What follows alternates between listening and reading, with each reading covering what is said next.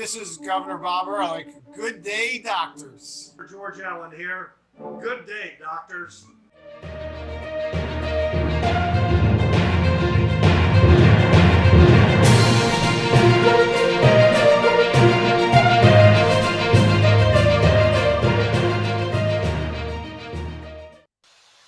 Good Friday evening, everyone. Welcome to Dr. Potts Political Architecture. It is February 3rd. Groundhog's Day was yesterday. So we are 6 weeks away from spring. But more importantly, we are less than 20 days away from the return of the glorious Shamrock Shake at McDonald's. We are 19 days, 9 hours, 31 minutes, 8 seconds away from the Shamrock Shake. So instead of a doomsday counter, you have a Shamrock Shake counter? Yeah, I know. Yeah, I actually do. If you go to dwightsworld.com, I have it there. On the show. Yeah, you should have like a ticker across the bottom of the show that actually shows the running time. Actually, I should do that. I definitely should do that. You know. I'm sure you could set that up somehow. Yeah, you know what's funny is I was talking to somebody who actually had ChatGPT write a plugin for WordPress. And I go, what was the plugin? He goes, I just set the plugin to count down to, basically just list everywhere it's 5 o'clock in the world. So it just changes, every time it hits 5 o'clock somewhere else in the world. And I'm like, there probably is a plugin already that could have done it. But I'm very impressed by AI. Welcome, Jeff and Don. How was your week? This was a very busy week. The Chi-Coms are flying balloons over America. Why haven't we shot those balloons out of the sky? Is what I'd like to know. That's the okay. All right. So look, I'm not going to defend the Chinese on this, and their excuse is that it's some kind of research thing that got blown off course and all this. Now, the Defense Department, there was a report from them that said that, at the time, this balloon was like in Montana, over Billings, Montana, and it was over a sparsely populated area, but still it was popular. And they weren't really sure, what would happen if they did, if there would be debris, and that, if they were going to shoot it down, they would wait for that thing to blow into some place that was basically in the wilderness. So I don't know. I mean, the Chinese have, this whole thing is crazy. Although when you do shoot it down in the wilderness, you have a good chance of Giorgio Tsoukalos showing up and saying it's a flying saucer. Well, the environmentalists or the PETA people will be saying you can't shoot that balloon down because you got to watch out for like the elk and the bison that could get killed by debris or something, Yeah, it's the deer and the antelope play. What's that? Is it where the deer and the antelope play? Yes, that is absolutely true. Right. It's where the deer and antelope play, as well as what do you call it? That's where where the cattle roam too. Where the buffalo roam. Yeah, buffalo. Yeah, there you go. Buffalo. I'm sure somewhere. I'm sure they have buffalo milk somewhere. Oh, they make mozzarella out of buffalo milk.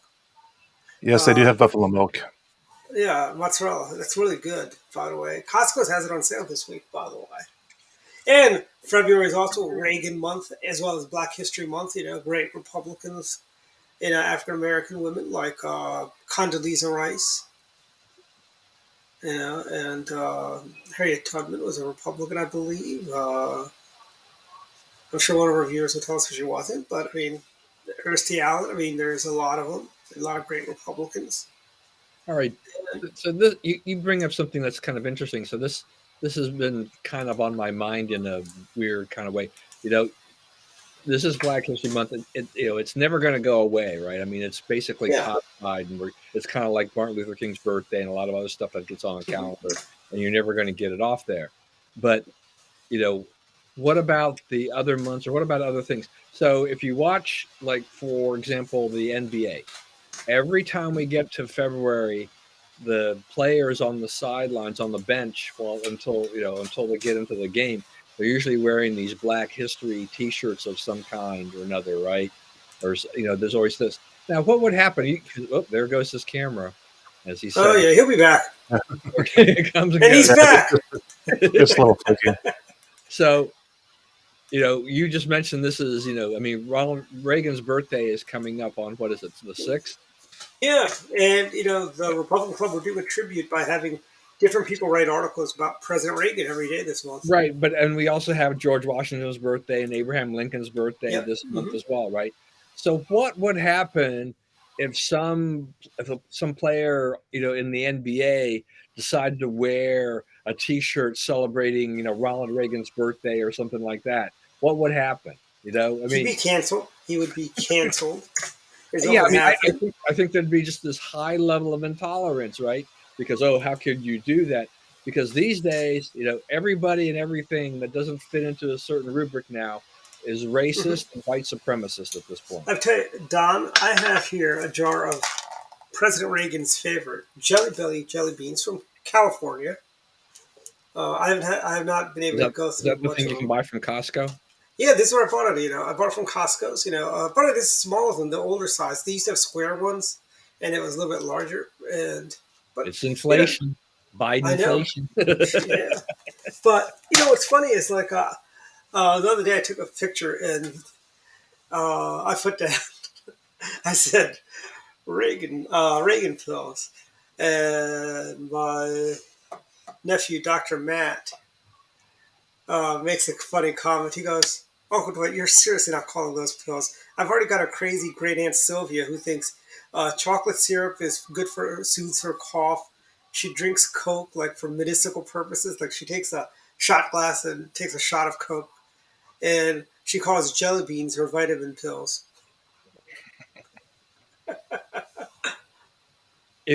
It's to each his own. I mean, I know. you're right. I I mean, you really don't know. I mean, there are people who do all kinds of interesting things, and they swear by them, whether or not it's well, my response. alcohol or Yeah, whatever. And some people live, even with smoking and drinking and all this stuff, yeah. they live long lives. Other Oh, people who and are she's pretty only like healthy 130. end up dying early. You just can't tell. She is 75 or 76 years old. She is 135 pounds, living in Austin, Texas.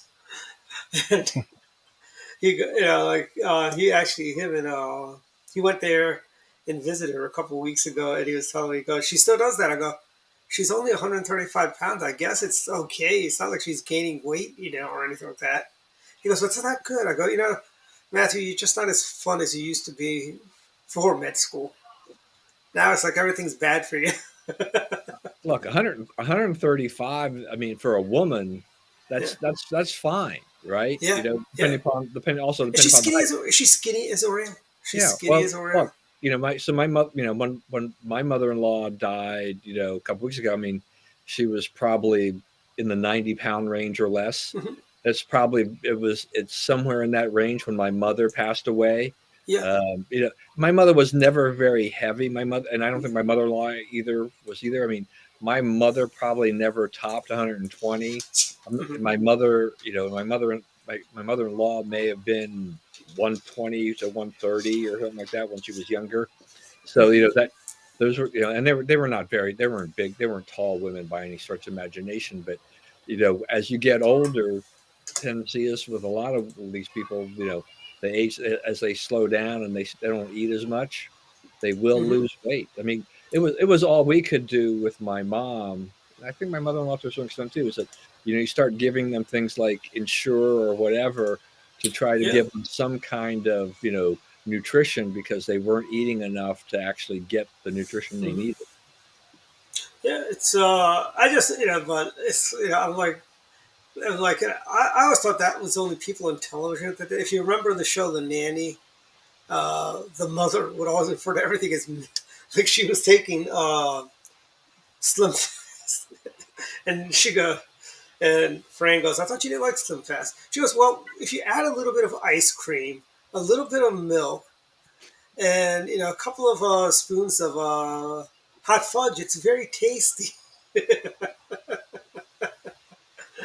And I'm like, that's only people in television. Whatever. There's like several people I know that are like that, and I just think it's funny. And my response to Matthew was, I hope I'm that entertaining when I'm, 75 years old.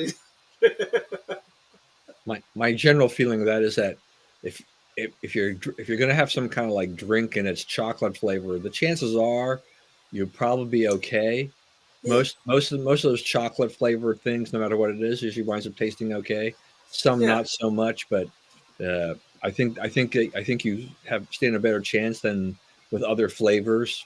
I've had Yeah. I've tasted some pretty bad vanilla stuff, Yeah. that type of But she thing. like drinks like Hershey's chocolate syrup, stuff you use to make chocolate milk. That's what she would take because I've tried. I don't know if you've ever tried any of that stuff that Costco has sold or Sam's Club. The pure protein stuff. nah, I've never tried that stuff. It's not But bad. I'll know. I think I wound up one time somewhere else. I actually got like one of those, and I think it was like supposed to be banana flavor. So it's like I don't know what these guys did with that, but it doesn't taste anything like that. That was some of the worst tasting stuff I'd ever had. It was just like, okay, I can't wait to just get through this thing. Yeah, but that's also by the way, banana is also the worst Jelly Belly flavor. That and pear are the two worst flavors of jelly beans and Jelly Bellies. What's the best flavor? Popcorn, butter popcorn. I think that's the best one, or the cinnamon one. Cinnamon, okay. Cinnamon, I like. I remember the Yeah, cinnamon. it's like See, a mini hot tamale. Is what it tastes like.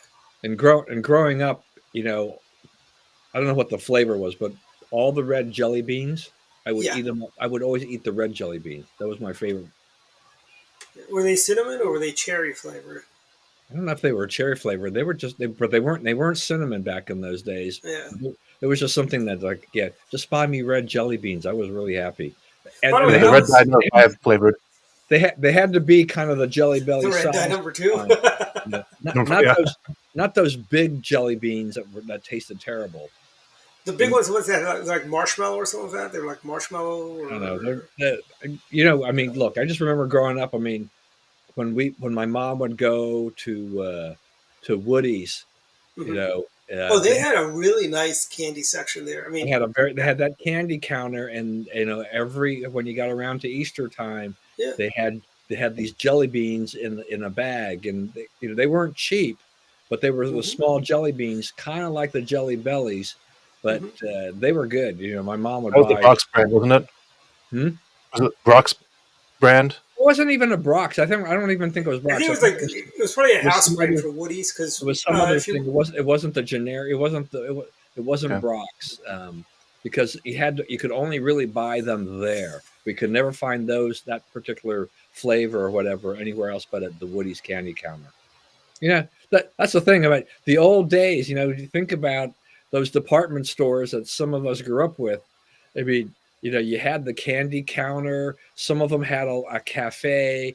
They had the beauty parlor.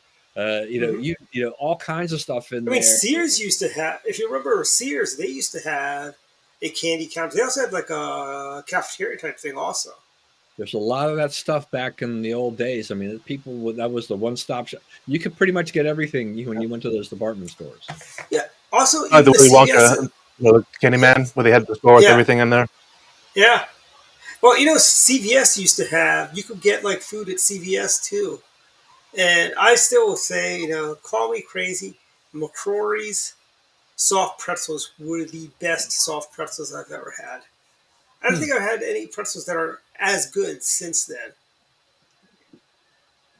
The favorite place for my mother, there was there may still be one of these on over on Frederick Road or whatever, Mm-hmm. or Hungerford.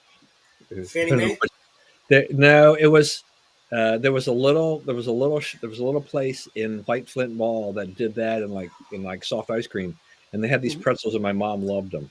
She would buy them all the time. She would go over there, and I think that same outfit has got they may have a shop over there by Cameron's or something like that on Hungerford. Mm-hmm. But so the best thing we've been able to find, I haven't tried. I've never really tried Auntie M's. I know that's kind of a big They're chain, pretty good, actually. Okay. but so where we go, if we have a hankering for a pretzel, we go to Sam's Club. Yeah.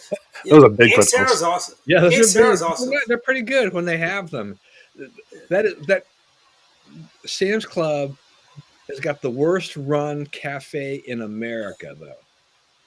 You go there, doesn't matter what time of day you go there. There Yeah. are two people. There are a grand total of two people working there, which means is that when the person on the register has also got to dish out your pizza or Yeah. your ice cream or whatever. nobody gets waited on. They used to have those. Yeah. They tried like Costco to have the self-service kiosks, Yep. Sorry. but those kiosks were horrible, and half of them would not be functioning. So they got rid of them and went back to the person. You had to go back to the real person. Yeah. If you go to Costco, you have a choice. You can either go to the person at the counter, or you can do the little kiosk, get your receipt, and go collect. They're efficient, right? Yeah. Sam's Club's got a pretty little Costco's is gym. so much better. I mean, I think Costco's they actually have it down to a science. You're never waiting even if it's a long line, you're not waiting that long to get your food. Well, I mean, I think this is where that's where those self-service kiosks for them for the food have helped, Yep. because you just go on there and go boom, boom, boom, pay, and it's transmitted, and then you walk over, and a few minutes later, if it's a hot dog, or you get the hot dog, and it's a heck of a lot better than waiting in a line of 20 people. And yet there are people who will wait on those lines. It's still funny, but how many people will they don't want to touch the machine, they want to talk to a real person, and so they'll do that. But look, the Sam's Club is funny to me because the one in Evansville, Indiana, where my daughter lives, is booming. Doc Matthew, I'm taking my medicine. Compared, I mean, they're basically, I think they're outdoing the Costco in Evansville of all things. But they've got a cafe there, and on the menu board at these Sam's Club cafes, so I like ice cream or frozen yogurt, and they have this thing they introduced about a year or so ago, which was the brownie sundae thing or whatever. I've only been able to find it in Evansville, Indiana, versus Gaithersburg, Maryland, because every time you go to, it's on the menu board for Gaithersburg, but they never have it. But you can go to Evansville and they'll have it. Bait and switch, I think. It's like, okay, I understand that. So these menu boards are basically nationwide, but it doesn't mean the actual clubs will actually have what's on the board. It just, I don't know. It's just one of those inconsistencies and crazy things. By the way, over Christmas time, I discovered a really good soft serve ice cream place in Florida. I think they're big in the Midwest. It's called Culver's. It's in Michigan too. Yeah, they've got. I mean, I am very impressed by. We had the cheese curds at Culver's. Yeah, this is Culver's, and they're in Utah too. Are they? Yeah, they are good. It's like, and it's also relatively inexpensive compared to other places. Like Haagen-Dazs will charge you $10 for a milkshake, but you can get a milkshake here for less than $10. So basically, Culver's is kind of like the A&W, except they have more like ice creams and such. It's kind of a cross between like they have Shamrock shakes 12 months out of the year. But yeah, I like their shakes almost as much as Steak and shakes. But yeah, I definitely am gonna spend more time over at Culver's. Yeah, if you've not tried it, try their cheese curds. Those are really good. I've heard those are really good too. Yes. Yeah. I will definitely do that. See, and I think if you go to a creamery, you're probably going to get some pretty good stuff too. Oh yeah, University of Maryland's creamery. I don't know, Jeff. Did you ever go to the University of Maryland creamery? It used to be right on No, Route I did 1. like Cold Stone Creamery, but what's the creameries here? University of Maryland used to have one right there on Route 1. We have Cold Stones too, but they actually make the ice cream with the cows from the dairy farm. Because they have a dairy program. And BYU does the same thing. BYU's creamery, I mean, they have one on campus, but they're so famous. They have another one. They actually have a second retail location down the street from there. Yes, it's still around, but now it's in the student union now. The creamery, they moved it to the student union, so it's tough. It used to be pretty easy, just drop into the parking lot. They used to be right across the down by the Rossboro Inn? Yeah, that's exactly where it was, actually. Yeah. Now they moved it to the student union, so it's next to the Chick-fil-A. Oh, I didn't realize that. Yeah, so it's not like you can't just drop in and get one if you're on Route 1. You got to go through campus, and that's a mess. And then you got to probably pay for the parking, and if you can find do. Parking, right? So yeah. But I mean, Culver's really good ice cream, great discoveries. Right. So I've heard about Culver's, and there's several of them in Utah. So now you sold me. So I will have to go to Culver's on my next trip to Utah. I will also another place I want to try. I have not gone is Hoovie of Hoovie's Garage. Always talks about it. It's called Freddy's. It's called Freddy's Frozen Custard and Steak Burgers, and I've been told they have some of the best frozen drinks and stuff like that. They also have really good cheese curds too. Yeah. And yeah, and they've also got a fabulous looking website too. I mean, look at this; it's nice. So maybe in a few months I got to go try. There's supposed to be a creamery not terribly far away from where I am. I think it's on Hawkins Creamery. It's just it's somewhere towards Laytonsville. Probably in the Dennis Melby neighborhood area or something. Yeah. That I want. I think what we need to do is we need to do a live show from the Milkshake Factory in Ellicott City. Hey. That's true. I need to get over there. It's actually, it's like, I don't know if it's in historic Ellicott City or if it's actually out in Ellicott City off Route 40. There is a milkshake place in historic Ellicott City, but I didn't recognize the name of it. So what did you say it was? Milkshake Factory. Milkshake Factory. I think that's the name. I think that's it was the a small place, if anything. So it wasn't certainly not a factory. Yeah. Yeah, I mean, it doesn't have to be a factory as much as just the name, right? Yeah, it's like the Cheesecake Factory. Cheesecake Factory is about the size of a factory. Yeah, but they don't have a factory inside. I know. I'm just saying, relatively size speaking. Yeah. Hole in the wall, I wouldn't consider to be a factory. Yeah. Because the Moco show said there was one opening. I don't know if it's open yet or not. Okay, so here it is. I had to look it up because I knew the name was a little. It's the Crazy. How about the Crazy Mason Milkshake Bar in Old Ellicott City? Oh, really? Okay, is that it? That sounds more like Yeah. Yeah, it's. And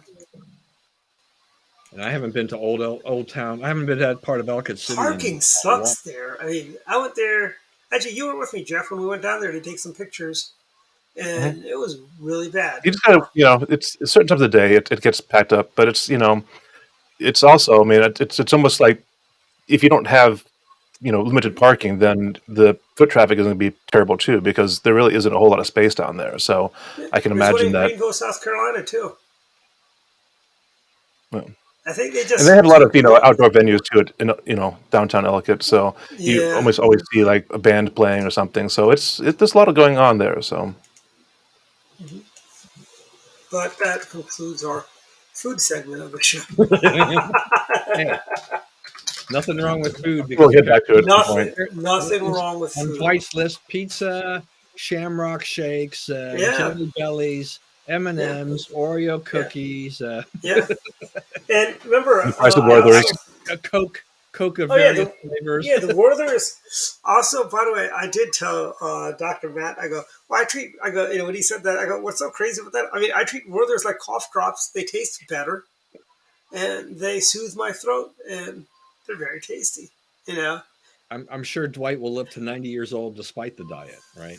Well, the thing is, the fact that I'm not, I think I did myself a big service now that I'm not north of 350. So, and I'm staying, as long as I don't creep over the 169 point, I'm not that worried, and the fact that I'm a vegetarian, my cholesterol is like crazy low.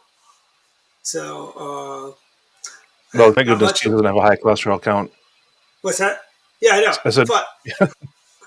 But I mean, I've had no issues with cholesterol. I mean, it's like, I think I astound the doctors when they do come back, they shake they're shaking their heads and they, how is his cholesterol so low?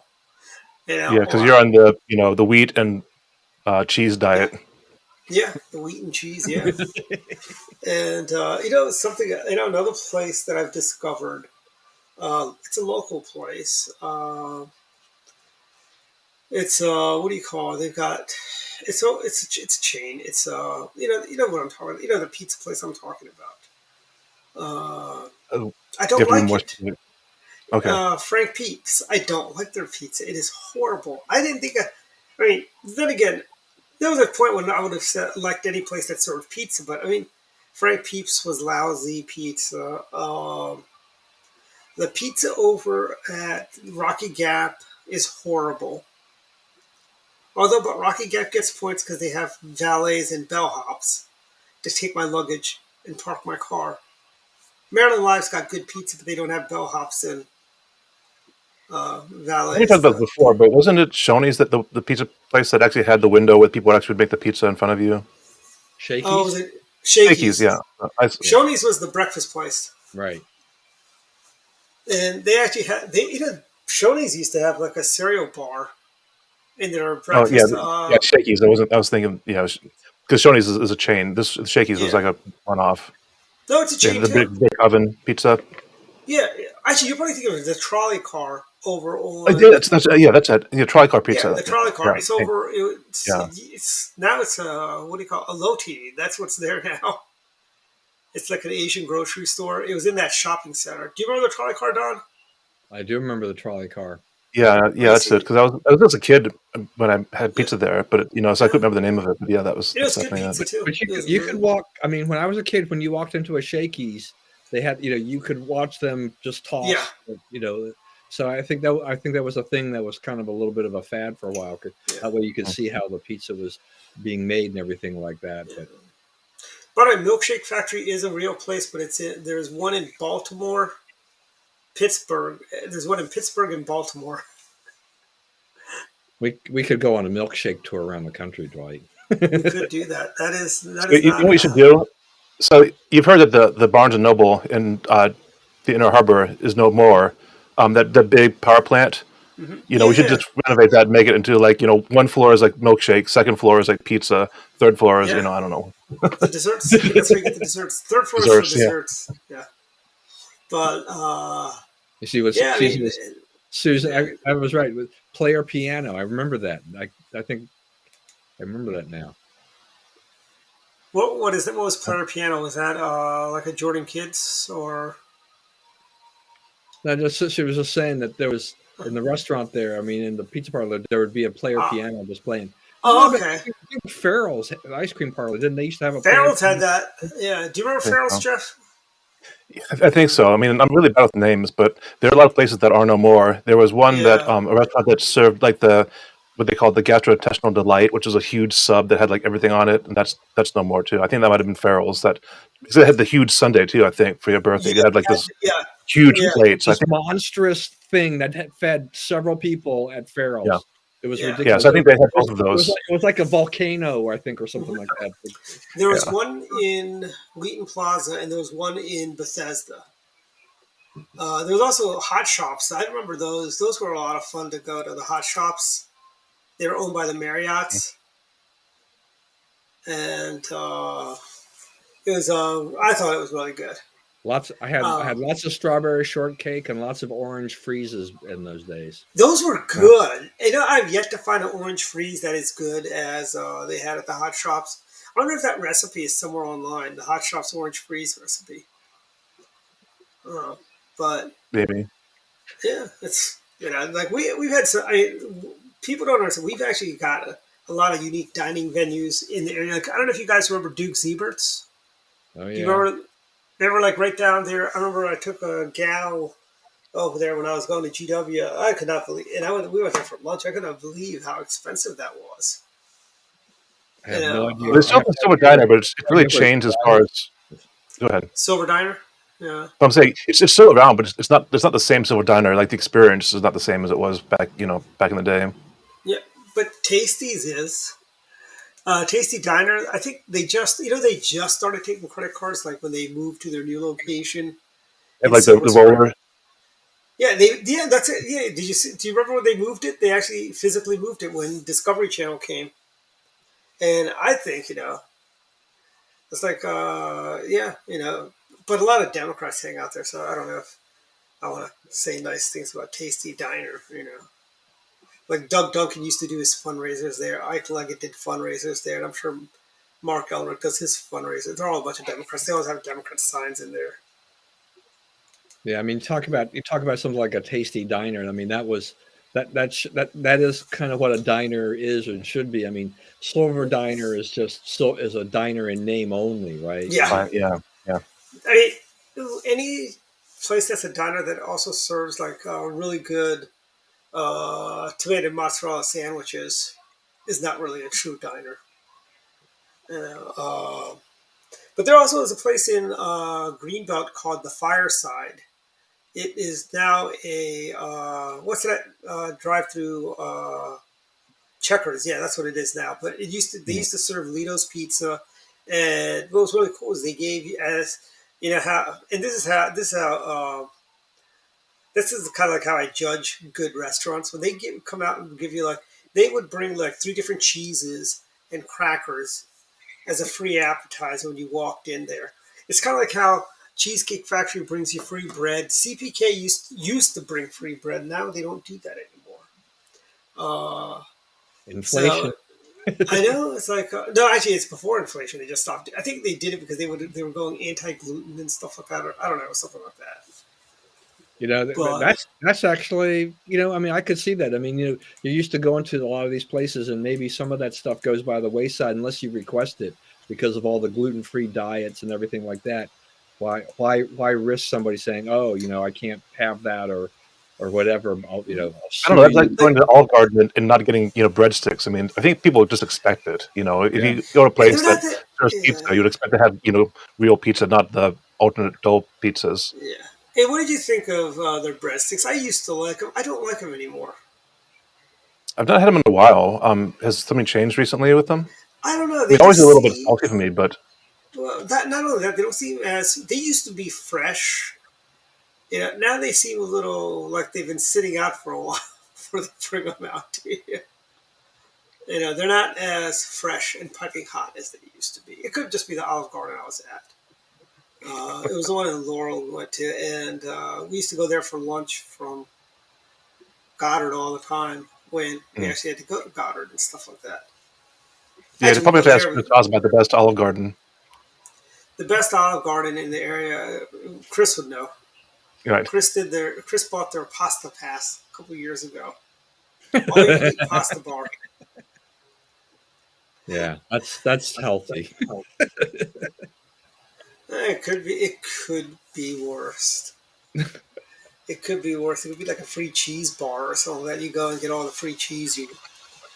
Have you been to It one of reminds those me. the melting pots? Yeah, I've been to a melting pot years ago. I've been to a They're kind of melting. expensive, but they do have good cheeses, but it is expensive. Yeah, The fondue I place. yeah. Yeah. See, when I think of a free cheese bar, I'm thinking of like that I Love Lucy episode where she's flying back from Europe, and she brings like 10 or 14 pounds of cheese.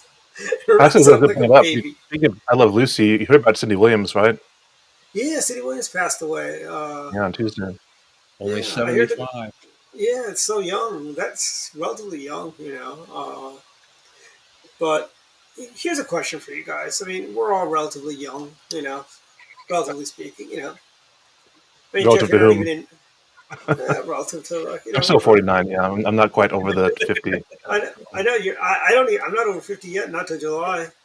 I know. But Oh, I don't help with the average age of this group here. no. But I mean, it's like you're not as old as Mark is, or stuff like that. Mark or other people we know. But as I was saying, where was I going with this? It's like, yeah. Anyways, uh, Social Security, right?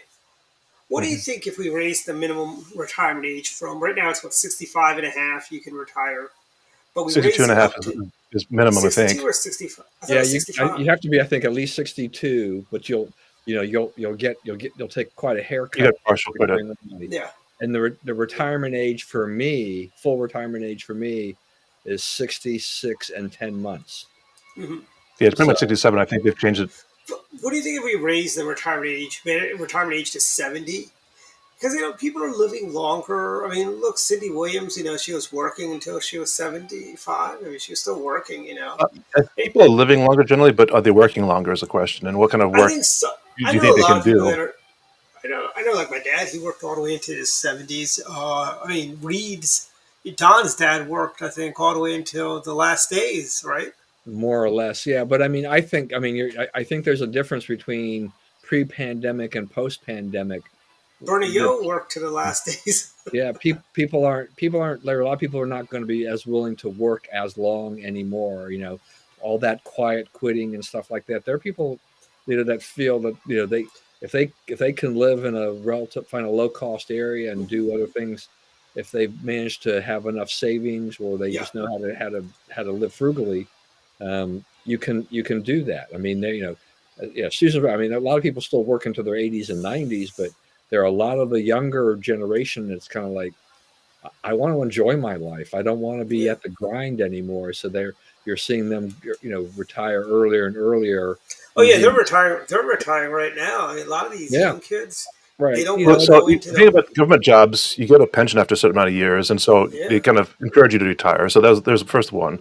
Second Yeah. thing is like you've got normal companies that want to hire a less qualified, less costly Yeah. workforce, so they want to hire Sure. younger. So they Hmm. kind of try to encourage the elder people because they cost Hmm. more, Yeah. and so they try to replace them with less experience and cheaper, wages when they can. Hmm. So there's Very that, and true. then that pretty much leaves like the self-employed, like small business owners, which I think for that case that makes a lot of sense.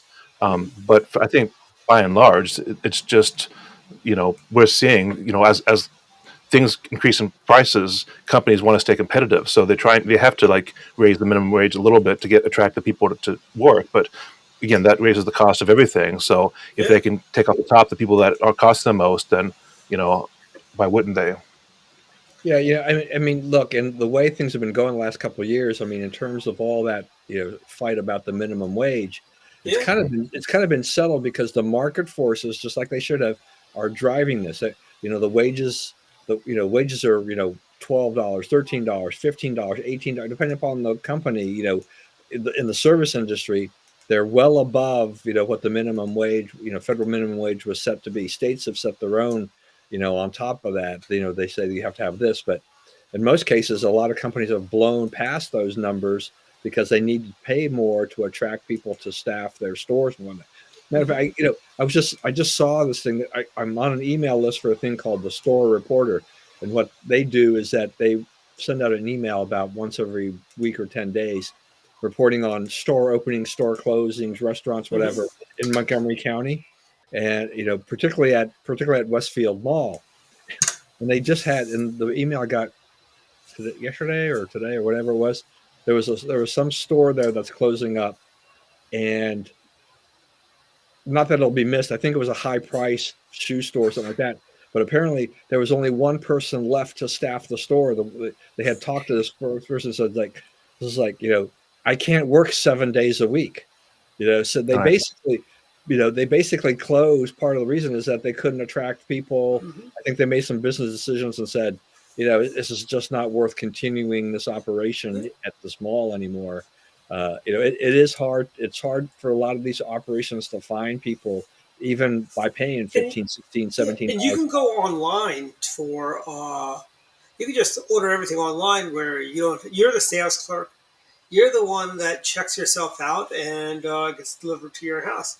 Like I feel that Well, way it's kind of about. the slow death of department stores. So I mean, we've seen it with Peckinger's, Sears. I mean, Macy's is still around, but Lord and Norman Taylor. I mean, there's Woods, so many yeah, department stores that had the Garfinkel's, slow death where they tried to stay competitive Evans, for a while, but and these people had great mail order catalog services yeah, back in the day, but they never adapted to the new model of ordering, and so they assume people want to go into the store and buy stuff, and it's just not how it is. And obviously the pandemic has shown that people really, if they have a choice, will choose not well, to go into stores when they yeah. can.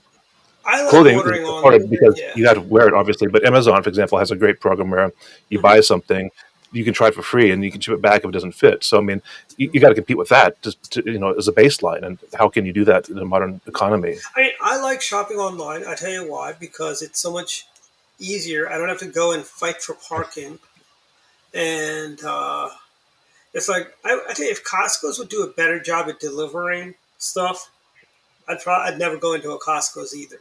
Yeah, I mean, but Costco's not right. Costco, unlike say like Sam's Club, which Yeah. which handles their own order fulfillment and for Hmm. things like that, and they've got. I know in Indiana, I use Indiana as a thing because I watched how it goes because my daughter lives there, but they've got a great pickup service too. There's a specialized area where and they've basically got the whole kind of garage door set up or whatever on site, and they just wheel the stuff out. You pull up and you tell them you're here, and they what spot you're in, and then they bring your order out and they load it into your car and you can drive away. But Costco, you can't do any of that. It's Instacart or you go to the store.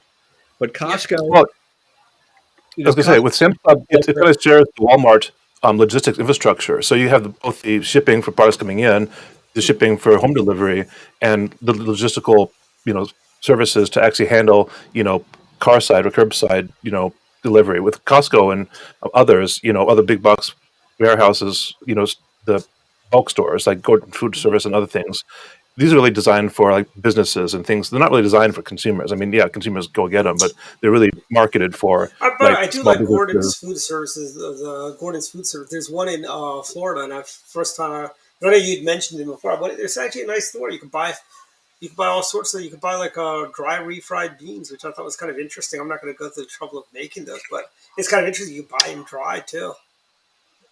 Yeah, Yeah, because they're these are really places nice. where you design to have like your federal exempt ID to get stuff for Yeah. your business. I mean, again, Hmm. they do serve individuals. That's part Yeah. of their appeal, but Hmm. that's not really their main focus, I don't think. So No, it's not. No. having them do a delivery service would be more like a business to business delivery. And I think most people that go in, I mean, even when I go to Sam's Club, I see half the people there have the huge you know carts that are like the flatbed carts, so they just stack up Yeah. you know multiple orders of water or whatever it is, and that's just stocking up on it. So Hmm. yeah, it's just a different environment. Sam's Club, is much more geared when it comes to uh, a lot of food items. The chips and the candy. They are Hmm. very much geared towards those mom and pop and the food truck guys and stuff like that. If you pay for the plus membership, you can go in there at 8 o'clock and go start picking up stuff. I mean, in the old days before when they were opening at 7 o'clock pre-pandemic, and you The didn't good need old days. you just Exactly. all you needed was a business membership, not the plus membership. How many times would I go there on a Saturday morning at 7 o'clock, and who was there? Who was there? Almost all the time. It was these guys that were buying for the Amish market. Mm. They were buying 2 or 3 cartloads of those flatbed cartloads of stuff to go take it to because we had at the time we had 2 different Amish markets in the area, and so they were stocking up for those kinds of things, and so they're good for that. Costco is really designed for the retail customer, Hmm. in mind. I It's really wish Costco's would go back to doing like early bird hours for senior citizens. I think people Yeah, like I mean, myself I would enjoy understand that going. desire. I mean, you've been on that Oh, horse you for know a what's long time, funny? I always thought but it was funny when people would try to sneak in there. I'm like, don't you know it's for us old people, not well, for you you kept young you kept people. saying you Had kept getting that. it, and you didn't qualify for the age, but I know I you know wasn't even 50 then. it may look if I just use Gaithersburg as an example for that during the pandemic at the beginning. I mean, when they switched to that was definitely a boon because it was a lot of people. As things started to wane, they made the right decision to not bother doing that. Why open the store earlier and incur extra costs when Yeah. the volume of people had trickled? I mean, it was just not. As a business person, you look at this as this doesn't make a lot of sense. I mean, we bring in personnel earlier, we're paying them, we're opening the store, and doing all these things.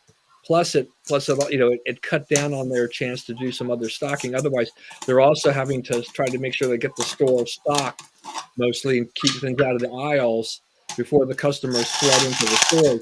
So, they regain that extra hour or so. I think it works out. I mean, they haven't suffered. Costco, I love that Hmm. company. I mean, I keep thinking it's like when that stock dipped to like 460 a few weeks ago, I should have bought more. Yeah, I mean Costco's I is would get a I tell you, Costco membership, but I already have a Sam's Club and BJ's, and I just I hate to have a third one that because I don't even go to BJ's that often. Most like 90% of my Yeah, stuff is at there's so Sam's Club. few. I So mean yeah. And BJ's. see, There's so there's the few of only them the around. beach. There's the BJ's over in Columbia, Louis. but that's too far away mhm. for me. So I That's gotta what's see. close to me. My So Sam's and Costco are within 2 miles of each other, mhm. so it's perfect because you can't always get the same thing at each location. Yeah, But I I tell think you, I think, I think 2 of those is sufficient, Jeff. mhm. A third would really be kind of crazy. Well, my sister has three. Your Oh sister really? has 3. Well, I mean, there's stuff you buy at Costco that you can't find at Sam's. Right. Yeah. And I don't know what I mean. What's the BJ selection compared to say Sam's? It just has better organic selection. So if you like the grass fed and the organic stuff, the GMO free, whatever, then BJ's has a great selection for that. And most of the brands are the same, but BJ's also respects manufacturers' coupons. So if you have coupons that you clip from whatever savings pack you get, BJ's actually lets you clip this and put in the savings as well. But I'm surprised. but BJ's, sorry, Sam's I think has better meat than BJ's. That's a personal thing, but I like their cuts of beef better. Mhm. Yeah, so my wife would say, if she's going to buy meat, she buys it at Costco. Her experience about buying it at Sam's is that frequently she'll have to go back right away and say the meat is spoiled, even if Really? it's not on their sell by date. She's had some problems. Does Sam's also put like a Maybe bunch that's of a local barbecue thing sauce because on the bad meat? Yeah, and I'm saying that this is it's all local, when you come to it, because every store is a little bit different in terms of how they're run and what they stock. If we go from here to Frederick, there's a slightly different variety of goods available. Same thing at the Costco up there. If you go to a Sam's Club in Kentucky like we've gone, it's a completely different experience. It's like you go to a Sam's Club in Kentucky, lots of hunting stuff. Yeah. Lots of camo, all kinds of stuff. They're all ready for the hunter. They've got, you name it, the little more inexpensive things that you can outfit a hunter with. You've got it. You've got the knife. They're not going to sell. They don't have a license to sell firearms, but you can get knives and you can get clothing and a whole bunch of other things. So it's really kind of interesting to see that. We always thought it was interesting to check out every time when we've been in different states, the Costco's and the Sam's, if they were, to see what the difference was. I don't know if your Sam's Club has it, but my Sam's Club here has Scrapple, which is a Pennsylvania kind of thing. So you don't really see it outside of this region. I've never seen it in Michigan at all, but here, the first time I saw it, I was like, oh, got to get some Scrapple. Okay, my good former colleague, the late Malcolm Klein, he grew up in Pennsylvania. That was the thing. We went to I had never had this before, and we were in Philadelphia for what was called a Philadelphia Society meeting, one of these conservative, somewhat academic things. And we had to go hunt for our own breakfast. So we found a diner in Philly, and that was what he wanted. He wanted Scrapple. I'm like, okay, let's try this. Well, Scrapple is also it's a Pennsylvania thing, right? It's also like an Eastern Shore thing because Codeman always talks about Scrapple.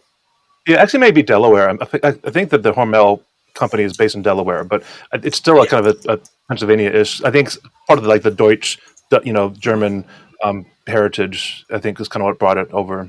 It's not like blood pudding, but it is not like haggis either. But it's its own little thing that's just very unusual. So people who are not used to it probably don't like it, but people who've grown up on it, it's just nothing else is like it. So it's sometimes I do get a hankering for it. Did you grow up with that? Mm-hmm. Okay.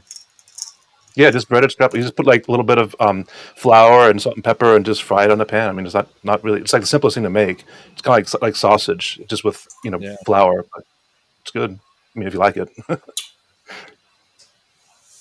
About as healthy as a lot of stuff that Dwight eats. So what the heck, right? Hey, I actually eat a lot. I'm eating a lot healthier. Remember, Don, when I could actually eat a whole large pizza by myself? If fried cheese was a thing, Dwight would be eating it, I'm sure. But fried cheese, it is a thing. It's called mozzarella sticks, and I've had that. I've had cheese curds too. Yeah. Like on a pan. I've become a fan of mozzarella sticks, so I have to say. The best mozzarella sticks used to be over at TGI Fridays years ago. And now TGI Fridays is a pale imitation of what they used to be. Actually, I think we should talk a little politics. I think we've been. So we wrap up the show like 10 minutes. Oh, we're like 10 what we're supposed to be doing tonight? Yeah, although people enjoy what we were talking about by the fact all the viewers, we definitely had all the viewer about a bunch of different. No, we actually have a couple viewers right now. Okay, your comment must be showing more than mine then. Sunny Soprano, Susan Baker. Facebook, we have viewers also. Okay. Then yes, thanks for our viewers. Well, Yes, All right, so exactly. politics. So we did touch on it at the beginning. We did talk a little bit about the Chinese spy balloon. Yeah, the What, Chinacom spies. Yeah. what about Ilhan Omar getting booted off the foreign affairs? Amen. I am so glad. And I thought was hilarious was AOC's response.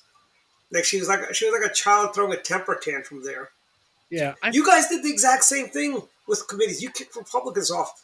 Eye for an eye, limb for a limb, kickoff yeah, committee for kickoff committee. yeah. I understand that. I here's one of my issues about this is that I really think that Republicans should hold themselves to a little bit higher standard on this. Is that if you really want to show who you are, you don't do the tit for tat on that. You're like, yeah, did the Democrats, were they petty about that? Yeah, sure they were. Does that mean we have to stoop to their level, to do the same thing? No. yeah, but I think that we've already passed that point a long time ago. Well, I let mean, me just as say. far as I'm But I, concerned, but I, we did but I the Roe versus Wade thing. yeah, We took off the gloves. So yeah, but I Let me think just when it say. came to Swalwell and Yeah. Schiff, I think there were legitimate reasons for keeping them off that the Intelligence Committee. Omar, She's an yeah, some anti-Semite. anti-Semitic remarks and things like that. I could have gone either way on this. I mean, I don't know that is that the hill you want to die on? I mean, what it does is Well, that you can see by this hysterical Democrat response, right? Okay, it's like they are crazy. Okay, I just probably got was the right to. thing to do because they are just absolutely crazy. To get upset about this committee assignment, Mhm. I think it does have us a little bit. So exactly why was it so important that she stay on this committee? Exactly why are they Yeah. fighting so much for this? Is that they could just move on from that. They still have other Democrats on the committee, but they do want to paint the Republicans as being these racist, anti-Muslim, all those kind of stuff. That's part of their process with this. In the end, does it really make a difference? No, Not I mean, really. Not at you know, all. but we spend a lot of time arguing about all these other things. I mean, even and every Congress is doing the same thing. It's like Republicans have this resolution to condemn socialism, and the Democrats basically didn't want to go along, and then they complained about it. It's like okay, I think part of it Yeah. too is to just deflect the media against other kinds of investigations. I mean, obviously there's things being developed for, looking into Biden and his son and all those kind of things. Instead of talking about those discussions, I mean, they can focus on other types of less meaningful situations and just shift the focus. and seriously though, does Hunter Biden think that trying to go on the offensive and saying that he was going to sue like Fox News and everything about all these stories about his laptop, etc. Is that really going to do him any good? It's funny. If you're He's Hunter not known Biden, as. you need to kind of lie low. Just Yeah. And the sad thing is, he's known as the smart Biden. By the way, Don. Speaking of tick for tat, like if you remember in 1996, the presidential debates between Senator Dole and President Bill Clinton, Bob Dole made a point to call him Mr. President. I will call you Mr. President, even though you wouldn't call George President Bush President Bush. And it's like Bob Dole was being a nice guy, but it didn't work out well for Bob Dole. Bob Dole was very unhappy when he lost. The point is, sometimes you don't want to take the high road. Sometimes the low road's more fun. Or as well, I mean, in the end, I think maybe what Jeff, you were talking about. I mean, we've kind of devolved into this thing anyway, right? I mean, Yeah. this is what politics is. I'm glad that I'm now really more of an observer than the insider with the Central Committee, because I think things had just devolved to a very low, distasteful level. That I'm still a registered Republican. I'm a conservative. I'm fine with that. I will continue to vote, for Republican candidates that are worthy of being, elected. But that the last few years of the experience on the Central Committee is just like, I just don't want to even go anywhere near that, that type of thing again. That was just very distasteful. it the Central Committee also got very toxic very fast too. All these people, and we saw that on display at the last state party convention we were at. I was going to say I don't really want to talk about the internals too much, but that was really disappointing how that went around. It really did show there was a lot of things that, you know, we kind of devolved into that. I think, again, to your point, Don, I think we should be, holding ourselves to a higher standard and upholding core values and, not letting, people drag us down. But that's tough, especially when you have people, even in the party, that are, whatever, willing to die on a hill that, really shouldn't be, hill you want to die on. These are not core issues. These are not like, and these kind of divisions just weaken the party and make it look like, we're not able to, present a unified front on some of these issues. So I don't know. It was disappointing. We just had 8 years of a Republican governor, and not all the Republicans loved Hogan by the end. Well, what's funny is they loved Larry Hogan until his term too. I think. When for a lot of them, once he started standing up to Trump and and all these other things, he lost a lot of support, with the hardcore Republicans. But here, he was still the guy that was kind of the wall against against the Democrat legislature, trying to slow down and stop their nonsense. And he did slow a lot of that down. He did prevent a lot of things, I think, from happening. Could have been a heck of a lot worse if he hadn't been there. In the meantime, all this fighting in the party, where's it going to be? When they look at 2026, right, and they're going to have a problem. Who are they going to run for governor in 2026? Because they're Wes Moore, unless something weird happens, could easily run and win re-election. And then all the other people, all the state legislators, all the county people and things like this. Yeah. Hogan, you had a chance to continue to build at least and try to find a way to hold the party together and get them to do positive things. Instead, all this infighting means is that they're going to be spinning their wheels. They're going to be fighting about all these issues and whatever. And then 2026 and 2030 and whatever, they're just going to get pushed further behind. They're going to go back to the wilderness. It's going to be like it was pre-Ehrlich. Yep. It's going to be a disaster. It's unfortunate. I hate to see this happening, but that's exactly where we're headed. Well, to your point about Hogan, a lot of people, like to your point, in the Republican Party feel like Hogan was not a true Republican. Well, what do you want? I think Maryland is a very much a mixed state. If we were a deep South state, then Hogan would not be our governor. But I think Hogan spoke for most of Marylanders, and I was proud to have him as a governor, even though I didn't necessarily agree with everything he did. I felt like he was a good governor.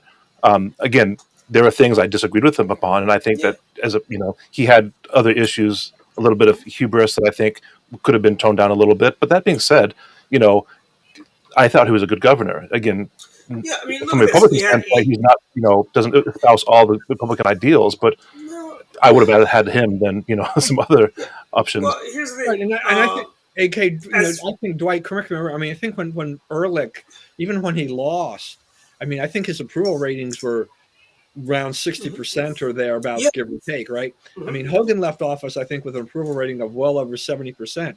He was, whatever you think about that, he was very popular overall because he was able to draw from the other side more effectively. And if we did not have term limits in Maryland, Larry Hogan would have been a 3-term governor.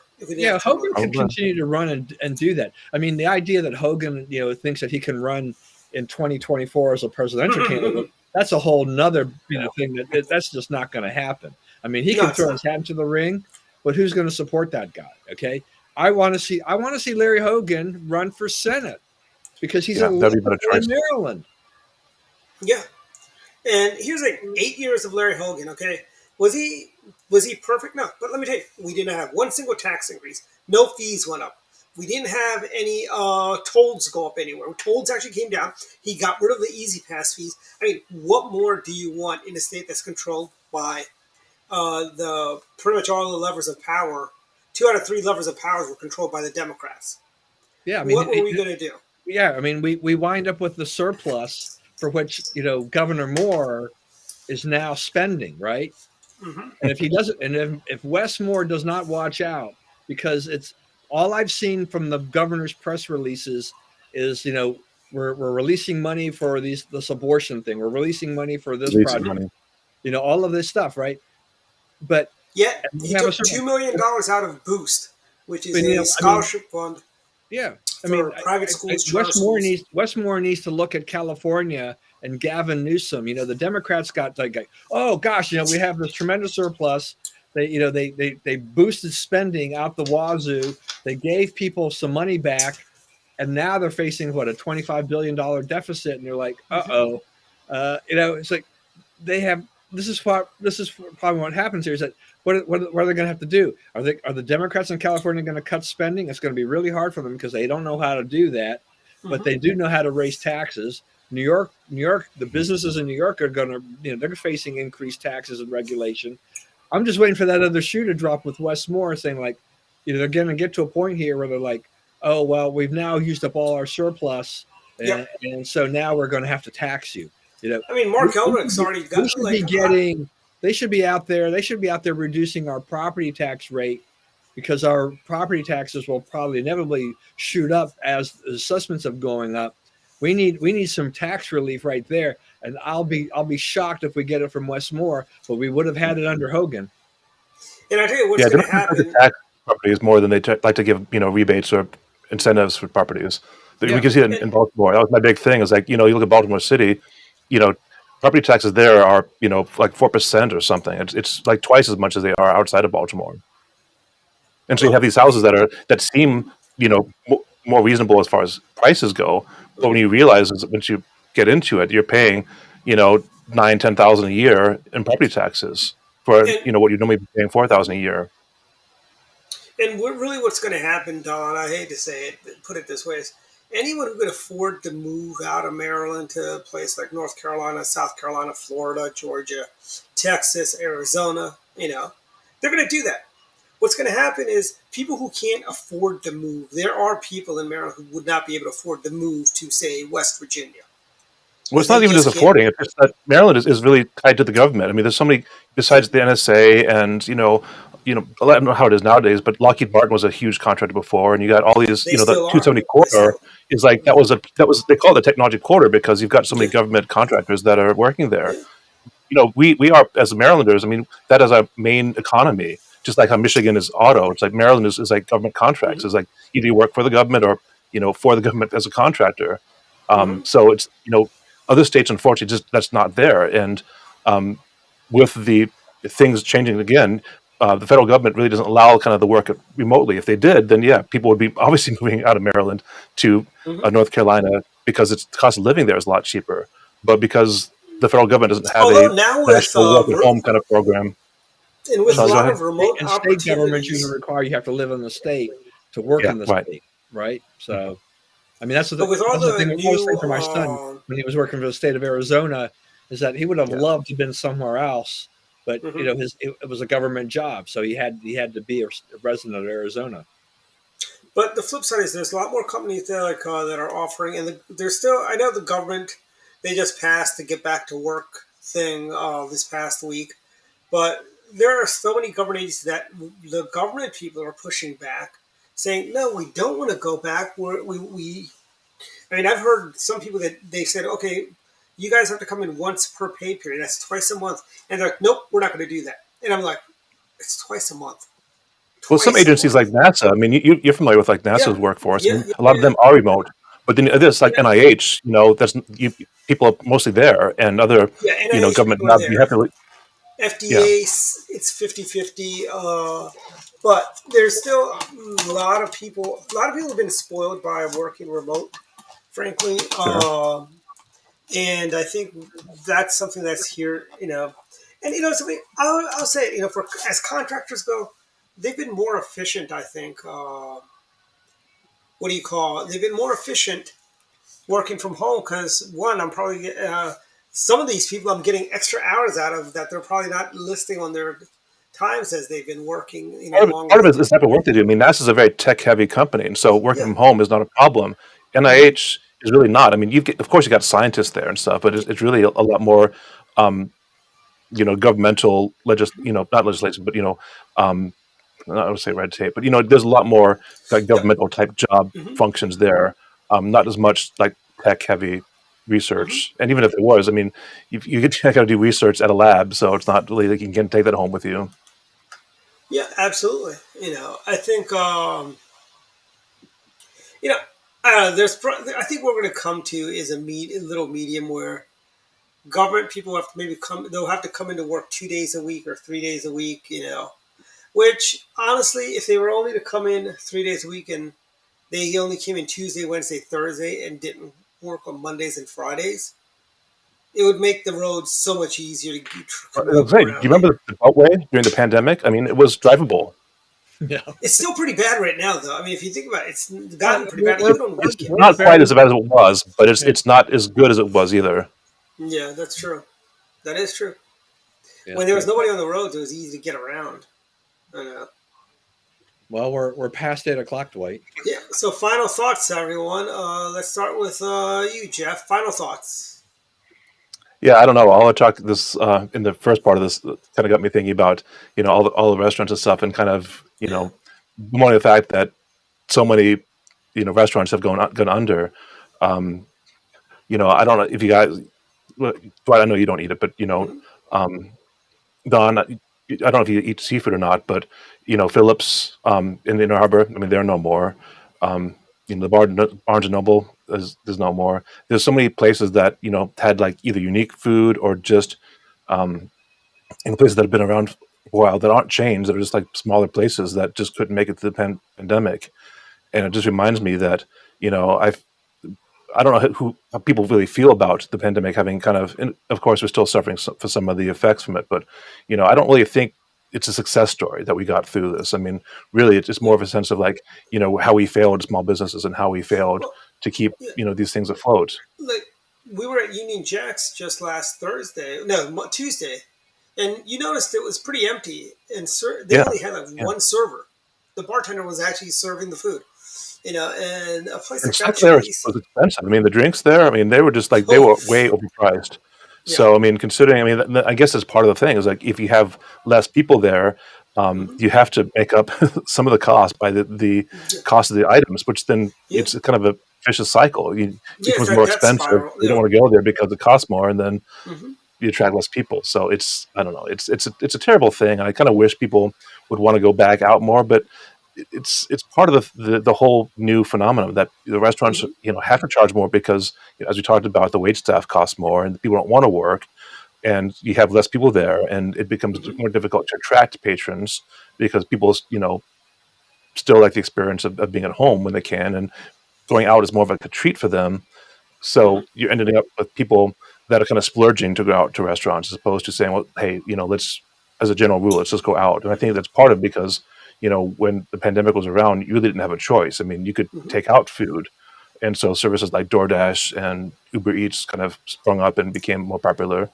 But, Hmm. as far as going out, restaurants still, even the chains really haven't got back to previous, Well, pre-pandemic I'll tell you levels. this. I think Cheesecake Factory is at pre-pandemic levels. Well, When you cheesecake was always way over Pat, so I don't. It's hard to say pre-pandemic if the wait certainly is better than it was pre-pandemic. I mean, we can get Yeah, it in used to be like in less than half an Friday hour. nights. Yeah, it used to be like 45 minutes sometimes, or over an hour to wait Yeah, at so I don't think the wait the. is bad, but it's certainly some places like that are always going to be very popular, just because of the location and the food and Mhm. such. Applebee's is like a lower cost, lower end restaurant that tends to attract a lot Yeah, of people. That's not as bad Applebee's as is one of some those. places. Yeah, Applebee's is one of those restaurants. I just don't like that. I mean, they've got a good vegetarian option there, but the food is just horrible. They've got pizza, but it's horrible pizza. They've got what do you call chips and queso. The queso's not that good, Well, what but was that place we went to, Don's, for your birthday when we went to that vegetarian uh, Indian Oh, place? that was for Josephine's birthday. That That was was supposed to be a Oh, Madrasa Josephine. Mexican. Okay, Palace. I thought we did. I thought Don had that. Yeah, Yeah, Don, your but birthday was a place. We went It was a Mexican. different place. We went to Don Right, that was was Guadalupe. at a very Mexican. Yeah, yeah. Josephine was Guadalupe's the Indian. yeah. Yes, it Yeah. was the vegetarian. And again, I typically don't like Indian. I typically don't like I vegetarian, don't but either. um, I don't but either. But the Josephine wanted to go cauliflower there. wings were like it's like fake wings, and it Yeah. tasted great. I was like amazed. It was like it was I could live off that if I had to. I mean, seriously, I'm not a big fan of Indian restaurants. I think I don't know. I don't know. It's like, AJ Cook. He loves going to Indian restaurants. Every time he goes, oh, let's go to the. Like, no, no. Why can't we go to a normal place? There's a bunch of nice places. We go to La Panetera, which is an Italian place. Marco's, which is an Italian place. Cheesecake Factory. Do you get the pizza Rock there? Bottom. Yeah, Rock Bottom Brewery. Their pizza's not that good, but at Rock Bottoms. But they got other stuff that's really good. Green Turtle. But no, he likes Indian food. Well, again, my experience with Indian food has been very specific to like the places I've been to. So in Ann Arbor, the Indian places I've been to when I was living there, they were okay, but it was the kind of like the yellow curry kind of sauce they put on everything that just kind of made Mhm. everything kind of taste the same. And it just Yeah. wasn't something that I really. I mean, I love curry. It's just that Mhm. on everything, it doesn't seem to be that great. No, I mean, I tell you, Indian restaurants. There are a couple of tiers of Indian restaurants. There used to be a restaurant, the very first Indian restaurant in the area. It was in downtown Silver Spring called Siddhartha. That was like the first one. People come far and near to go to Siddhartha. I mean, the place, and they'd serve you on styrofoam plastic plates and stuff like that. And people thought and the food was horrible. But everybody raved about the food, how good it was. Maybe it was just me and I didn't like it, but everyone else just raved about the food. And and that was like, I like to call that the McDonald's of Indian restaurants. They actually have, there's a place called Spice Zing, which is a fast food Indian place. They have those in malls and kiosks. Mhm. But I find like, places like the Madras Palace, not Mayorga, that's the coffee place. There's another Indian restaurant off Shady Grove Road that's really good. Woodlands is really good. Tiffin is really good. I mean, it all depends, and how I judge an Indian restaurant to being really good to bad. If they give you a soda in a can, you know it's a bad place because they're going to charge you for every single soda. While places like Spice Zing, they give you when you dine in, they give it to you in a glass and it's free refills. Commonwealth is like that too. Indian restaurant where Marcus is another one that really likes Indian restaurant. So we did he did my birthday thing a couple years ago. You were there over at that Mhm. at Commonwealth in Rockville. But it's one of those things. But yeah, it's an acquired taste. So anyways, but Yeah, go back to your I think my wife has been to Minerva in Gaithersburg. Minerva is Yeah. really, Mhm. that's the one. That's It's a actually Yeah. pretty good. got a buffet or But something, or at least had a yeah, buffet. they give you the sodas in a can though. They charge you for the can. And Well, it's in New but, Jersey. but to the point there, and this is the thing that I was going to bring up really quickly, and since it's my Hmm. final thoughts, I'll just Yeah, leave with this: is that I always hate the fact that both Coca Cola and Pepsi Cola, have franchise license where you can either have one or the other, but not both. And if you're going to have their machines there, you got to have there's certain you know yeah, limits of certain they expect you to do a certain amount of service there, and it doesn't really necessarily work for every customer, and they don't really have like a one size fits all for everyone. yeah. And beyond that, I like the technology. I mean, I love Coke's whatever Machine, their the Coke machine. Yeah, this the this is fancy that Coke. you can pick like whatever Yeah. flavor and just make a flavor out of the blue. I would love to have that at like my house. I don't care how much it costs. It could be $100,000. It's like that's my dream to have one of those. But you can't get one because those are only for restaurants. No matter how much you want Hmm. one. I saw one on eBay once, and it was like taken down Hmm. because they scour those Yeah, sites and they make sure that you can't sell them. You can buy have the you seen? actual flavors and the syrups, but you can't buy the machine. And the machine's not even made by Coke; it's made by another Yeah, company, but it's very restricted. I'm like, why? But anyway, it's that's like that's my thing. It's like I understand because restaurants not wanting to serve Coke in out of the fountain mhm. machine because there's a lot that goes into it. Yeah, if the clientele are enough that they're already in it all the time, it probably makes it worthwhile. But it's a cost thing, and I can understand companies not or restaurants not doing it because it just probably doesn't make sense for them to do that. But I tell you, Pepsi does undercut Coke in prices. Mom Lucia's used to be a Coke shop, and then they went to Pepsi. Well, Pepsi owns Taco Bell and KFC, and they have obviously Yeah. exclusive contracts with them. Yeah. Some people like Pepsi more than Coke. My dad loves Pepsi more than Coke. I tend to like Really? Coke more than Pepsi, but I don't really I think drink Coke sodas tastes very better. much. Yeah, I think Coke tastes better. I think when I have to do a cola, yeah, I'd prefer Coke over Pepsi, but that's me. My dad prefers This is Pepsi the over Coke. best one. This is the best one on the market. Coke All right. Zero. Is it? But Yeah. but again, too, it's like it's hard to find sodas even with like real sugar. It's all We should be the sponsored by high Coke. Is what we fructose. should do. So You know. anyway, the point is that there is still. They say it's not like a monopoly, but it's like the monopoly, like the cable companies. They say Comcast is like a not monopoly because you can get Charter in a state over. It's like, yeah, just because you have another cable company in the U.S. Doesn't mean you're not a monopoly. Coke and Pepsi are still monopolies. They're just they're cooperative monopolies.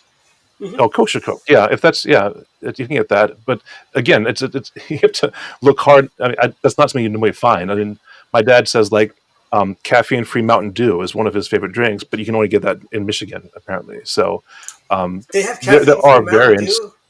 There is caffeine-free Mountain Dew, which seems Ooh. kind of a counterintuitive thing. Why would you get It seems like caffeine-free? heresy. Yeah. It's like caffeine-free Jolt. Jolt was the twice the do you caffeine, remember- all the sugar. Do you remember 7-Up had a?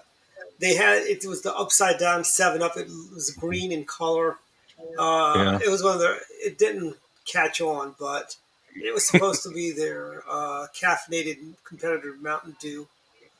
I mean, Pepsi they can't seem to get it 7-Up right. was the I mean, Uncola. Yeah. And it was all you did all kind of advertising and stuff, but yeah, it's the lemon lime stuff. And I like 7-Up better than Sprite, but that's just again, I think 7-Up is Pepsi, Sprite is Coke, but anyway. Well, I thought 7-Up was its own thing. Like I thought they were part of the Dr Pepper people. Keurig, Dr Pepper. Yeah, 7-Up Dr. Pepper is the same bottle, the same company. Yeah.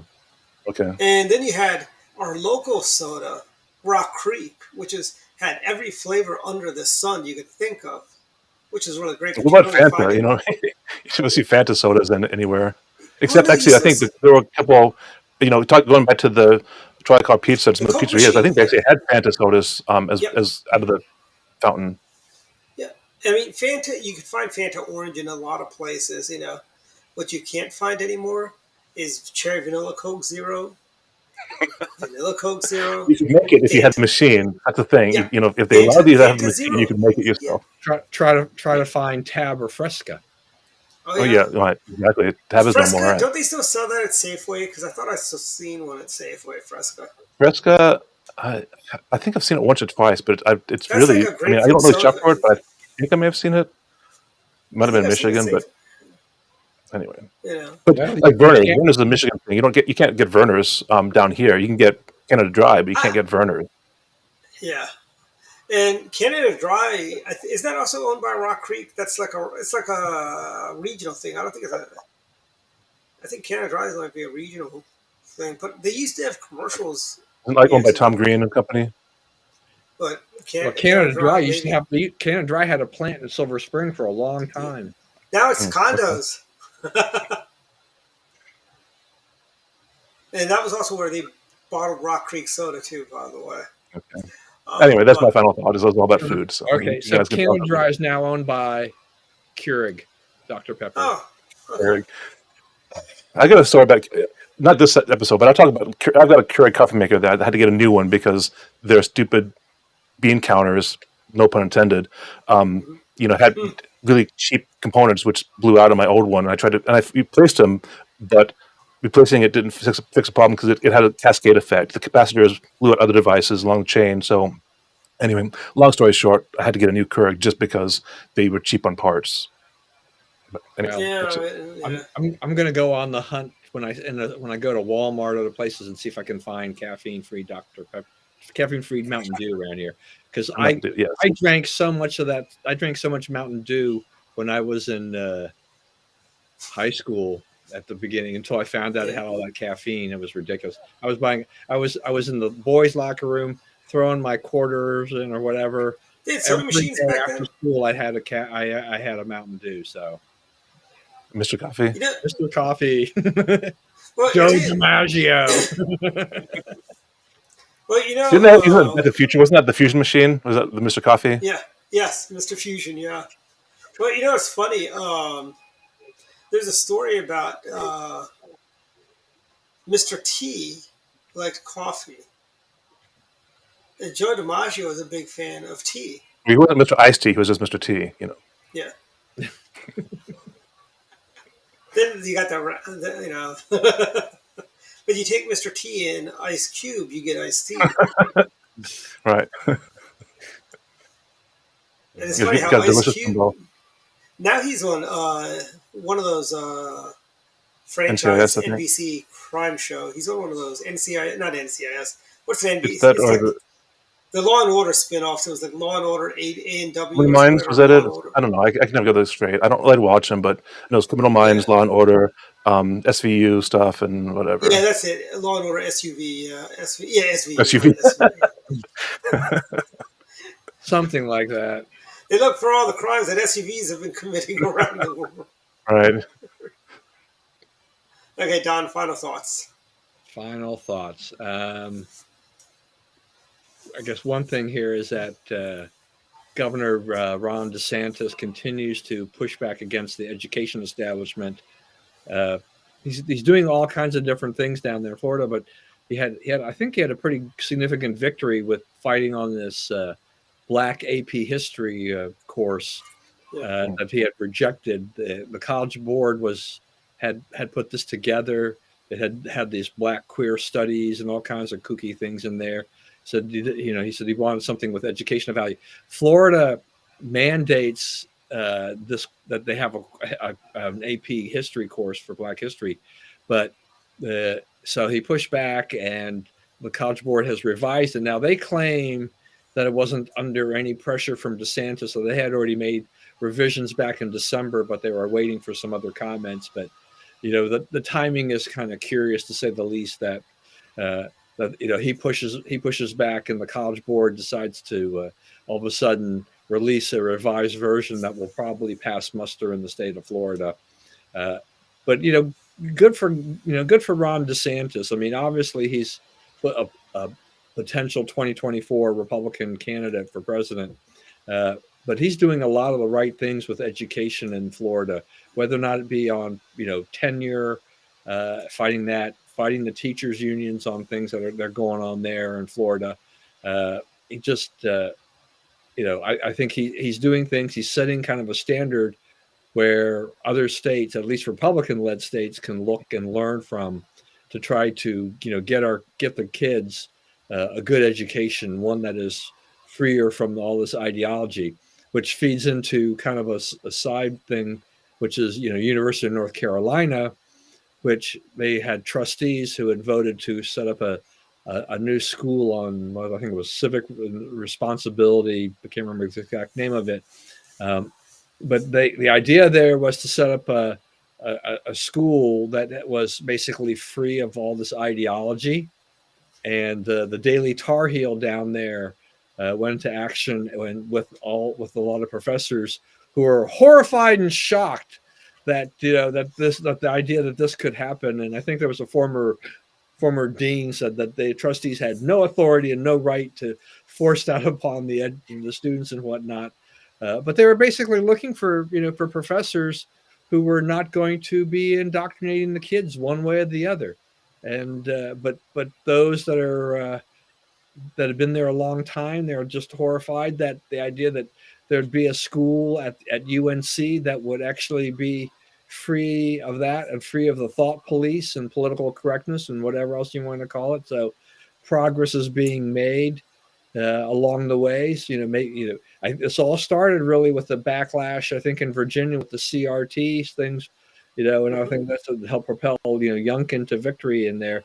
But I think there's some parents and others that are finally realizing that you can fight back against these guys. And then my other thing was that, as much as I love my Apple Watch since I got it last summer, Dwight, you have an Apple Watch too, right? Yes, I do. You have one too. So yeah. do you guys use the Apple Health feature on here at all? Do you pay attention to it at all? Yeah, I actually do use it. Yeah. I don't use the Health Plus, but I do use the Health. Yeah, I let the health thing. It's tracking my steps and all the other statistics, right? So I don't The really ring thing realize. too, or the activity stuff, or just the normal health stuff? Yeah. So I look at it just to see, like, you have those three. You have the three things, the The three three rings. rings, right? For the Yeah, standing move, ring, the activity, and yeah. if you stand, and also your exercise minutes and stuff like that. So I'm always trying to make sure I try to close those rings, at least Monday through Saturday. Mm-hmm. Sunday's harder when I'm in church and doing other things, but uh, they also have those other little Really stand challenges. out. Be like, Yeah, I know. Stand up in the middle of church. Right. That's going to work real. Hallelujah. No, that's not, doesn't quite. oh, I got a ring. But if you actually look at it, there is an extra challenge this month, and it's the Unity Challenge for Black History Month. And I'm just I haven't like noticed that. Yeah. I'm just like, look, they've had like a Lunar New Year thing where you celebrate Lunar New Year, do whatever, and they've had one for Veterans Day and stuff like this, but I don't know. I mean, I'm just struggling to say, okay, Unity, Black History Month, and what does this have to do with taking steps exactly, and all of this? I mean, Black History Month celebrated, but I don't know. I just thought, okay, this is Apple and their people. Once again, you got to cave in. You've got to show you're politically correct, or you're woke, Mm-hmm. and you've got to find a way to make your health app and tie it into Black History Month with something that's rather specious to me, but it's very Apple. So anyway, that's Yeah, I my. haven't noticed it. I mean, I'll look for it, but I honestly, I mean, I've got my activity rings and stuff like that, but I just never noticed, anything special this month. But Yeah. I'll look. So yeah. I mean, you see it. You generally, the way you see it on you, if you have it, on your phone, and Mm-hmm. you look, the phone has all that stuff on it in the health app. It shows all those challenges and all the things and what your achievements are. And when you look in there under there, you can go through there, and I'm like, what the heck is this? I will probably get that challenge because it's pretty easy to get, but it's not one I was really trying to get. It's just going to happen automatically by closing the rings a certain number of times, I think, or making the moves or whatever it was. I can't remember I don't know. exactly. See, mine is just shows you like, the different, stuff like that. But I don't see anything about the challenges. But I don't know. I don't really. Everything I do is like passive, so I don't actively try to meet the rings. I just kind of see what I'm doing, just because, you know, if I don't get out, it's because I'm probably doing Yeah. something. I'm not proactive when it comes to completing my rings. But yeah, to that point, I mean, Apple is a Yeah, very there's I think there's two things on there. I think one is like the health app where it just shows you like all the metrics, like if you're tracking your weight and your sleep function and stuff like that. Then there's the right, other right. thing, which is showing all that activity. And for me, at least on my phone, when I scroll down, I can see all other things. It says like show awards or whatever, and Yeah. it just starts bringing up all these things from the time I've had the watch, so that I don't know. You've got to have like when I finally get 365 days of meeting my move goal, I'll get another award or whatever it is Mm-hmm. or something. I don't know, So Yeah. anyway, I mean, I think ever since the pandemic, I just don't wear my Apple Watch enough because it's like I'm not gonna wear that thing. But I did order the newest Apple Watch, the Ultra. I've ordered this one because I was thinking, why not? Because it's It's only twice as expensive. no, the other one is the same price as the regular It one. is twice as expensive. No, it's $799. Yeah, So is that's the other that's eight one. hundred twice as dollars.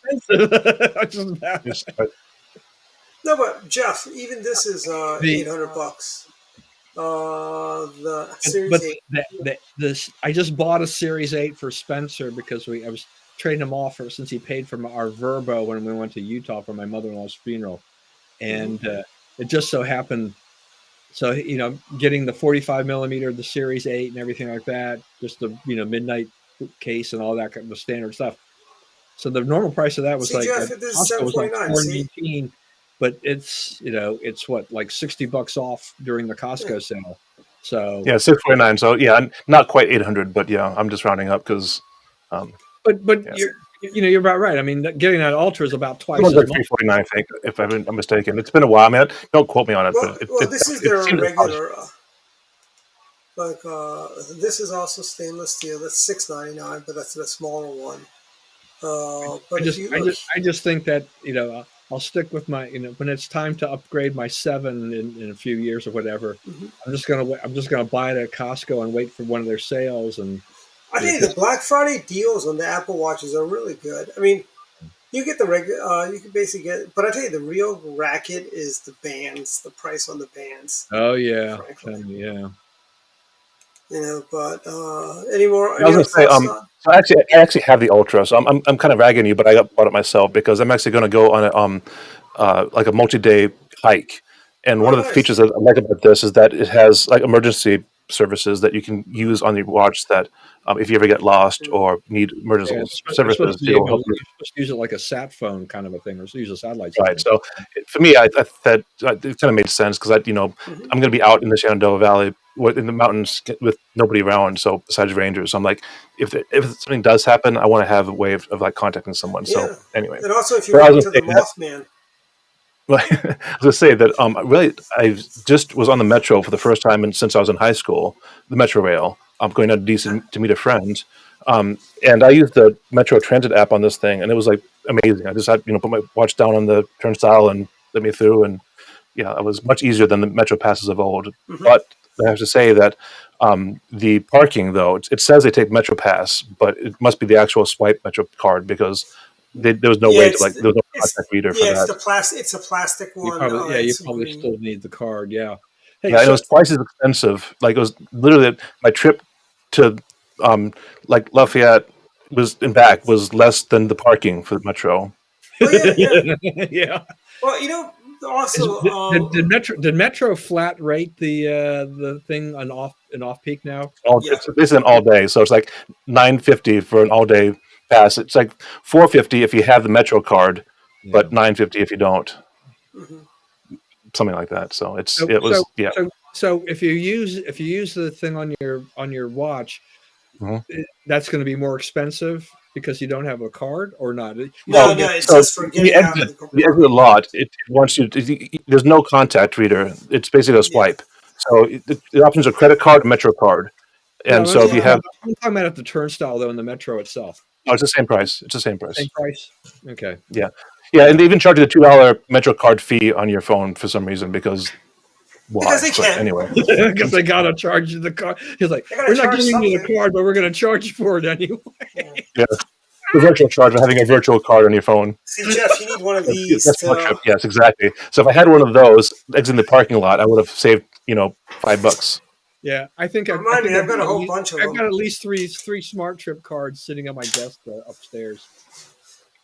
And So We anyway, should mail that to Spencer because I think he's going to need it when he comes to town here in a few weeks. oh, Don, I've got like a stack this thick of. I'll give you some of those. They might have like a buck or two on each one. I think I had a couple that were old and they said trade them in, and then they're supposed to put some value on it and send it back. So, but I haven't ridden the Metro, so I don't know. I haven't even checked to see if they actually put any value on them. They were supposed to give you like a bonus for get so you can upgrade your card. yeah, I like the watch idea though. I mean, Yeah. it was Oh, very nice. I mean, I've got the same thing with my phone. You could do the same thing with the phone. you can, it can. It's just nice just to, because But I keep my phone in my pocket, but see, so I Jeff, literally just pull out. when you take your phone out, how are you going to let those criminals be able to? They're not going to be able to steal your phone unless it's out. So it's a way for them. The funny thing is like on the Metro themselves, there's like the cars were pretty much empty. There might have been like 5 other people on the car with me, and they were all on their phones doing stuff. I mean, I was just watching and stuff like that. But it's just amazing because again, it reminds me that even in situations where there's there's so few people around, everyone is just on the phone. There's no like even just people just even the homeless looking people had phones. Well, I tell you, it's funny. It's yeah. Well, they must have been. They could have been professional homeless people. As I've been, like some of the. I tell you, Call them panhandlers, but yes. real homeless people ride the light rail because there's no policing of that, and you can pretty much ride it for free all day long.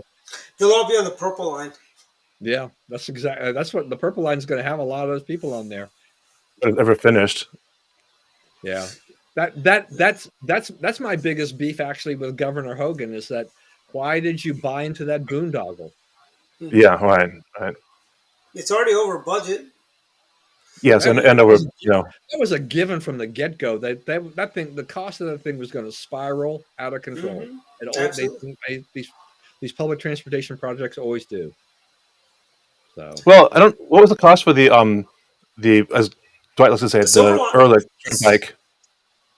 The What's that? ICC, the Ehrlich I, Turnpike. yeah. I don't know. I mean, I don't know if it's of a budget, but that's just I love that thing because if I have to get to Yeah. Gaithersburg or whatever, it saves me like half an hour. Yep. But look, and I think it's paying off because I mean, it had slow adoption in the beginning. The tolls were a little bit on the stiff side. Hogan came in there and slashed the rates by about 15%, and It's about like 250, I think. It Yeah, depends on like the day, time of day, but it's I'm sorry. 272 off peak during most of the day. Yeah. Yeah, Right. something like that. So, and that's down from three something or whatever it Yeah. was, or almost $4.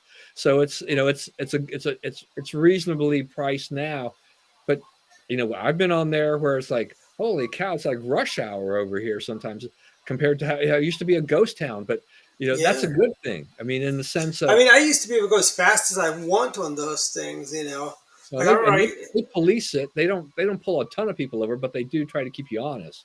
I know it's like I'm paying for this. I should be able to go as fast as I want. This is not the Autobahn, okay? The Florida Turnpike. Florida Turnpike. I've been zipped by going when I'm 90. I've seen people zip by me going faster. It's usually like some old guy in a Cadillac, with a.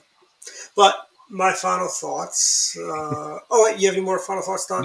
No. We've got to end this thing. Okay, real quick. My final thoughts. I discovered this guy on YouTube. His name is Caleb Hammer. If you want a good laugh about millennial, he's like he's like a little Dave Ramsey. He tells these people, this is hilarious. This guy is basically really roasting this guy, Mr. Man Bun, because he's spending too much money. He basically said, a 9 to 5 job isn't really for me. And he thinks he works so hard because he works like 4 hours a day. But Caleb Hammer, check him out. Really good stuff. So really good stuff. It's good. You'll laugh for hours on hours on hours. The only thing is, his videos are a little long, kind of like ours are a little long. But he is hilarious. He gives great advice. Also, he agrees with you, Jeff, on mandatory financial education for high school kids. Yeah, I'm a big proponent of that. Because he was talking to this one guy who had no money. And he had like 6 credit cards that were all maxed out. And he asked the guy, so how'd you go higher? He goes, well, I called them all. I said it was an emergency. They increased my credit limit. So I could to another $3,000. I'm like, why are they giving you $3,000 for an emergency credit line? I mean, that's like $500 is what you should give them. And you should take it away. But yeah. But it's hard to lose money on those things. So if he's probably paying, if he's got maxed out credit cards, I'm guessing he's probably has a high, interest rate. So yeah, it's like he's probably paying 23%. I'm like, that's not as bad as it can be. I mean, I've seen credit cards in the 30s. So 23% is actually the average now, I think. No, but why would you? First of all, why would you carry a balance on a credit card if you're going to have a 23% interest? That's really high, Jeff. I mean, your bank account. Yeah, my bank account barely gets a little bit more than 1%. That's because the Fed raised. That's been the way since ever.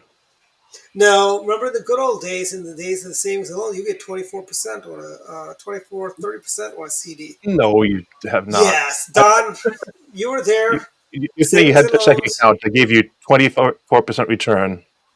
No, but Okay, savings and loans. I do remember when we had that 40 years ago when we had the real high inflation, you could get a money market account at Like a 15%. CD or something, but not No, a it's checking higher account. than no, not Yeah, a it was checking on account. checking account. I mean, that like a high yield savings kind of thing now, the old money It'd be market. like a certificate of It- deposit, a CD. Yeah, Yeah, the You know, CD. like Those are like but CDs, those T bonds, just whatever. just Those things are different.